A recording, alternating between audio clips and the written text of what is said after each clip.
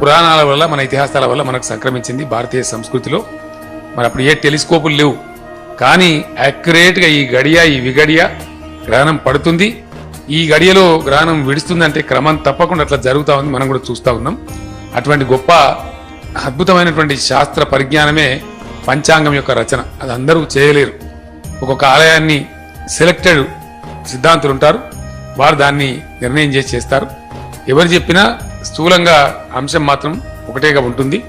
ఆదాయం, వ్యయం, రాజపూజ్యం, అవమానం ఇవన్నీ కూడా గొప్పగా ఒకటే పద్ధతిలో ఉంటాయి. ఏ పంచాంగం చూసినా సేమ్ ఉంటుంది. ఆదాయం 8, వ్యయం 2 అంటే ఏ పంచాంగంలో 8, 2 ఉంటుంది, మారదు. ఇక్కడ స్థూలంగా ఉండేటువంటి అంశాలు స్థిరంగా ఉంటాయి. కొంత ఇంటర్ప్రిటేషన్లో కొందరు చమత్కారంగా చెప్తారు, కొందరు ఇంకో గంభీరంగా చెప్తారు, కొందరు హెచ్చరికపూర్వకంగా చెప్తారు తప్ప మూల సిద్ధాంతం మటుకు ఒకటే ఉంటుంది. శాస్త్రం ఎప్పుడు ఒకటిగానే ఉంటుంది. ఆనందాన్ని ఆస్వాదిస్తూ దుఃఖాన్ని దిగమింగుతూ ముందుకు సాగేదే జీవితం. ప్రతి సంవత్సరం దానికి ఒక ప్రారంభం అందరూ జరుపుకుంటారు. మన దేశంలో అనేక రకాల భాషలు, అనేక సంస్కృతులు ఉన్నప్పటికీ అందరూ కూడా జరుపుతారు.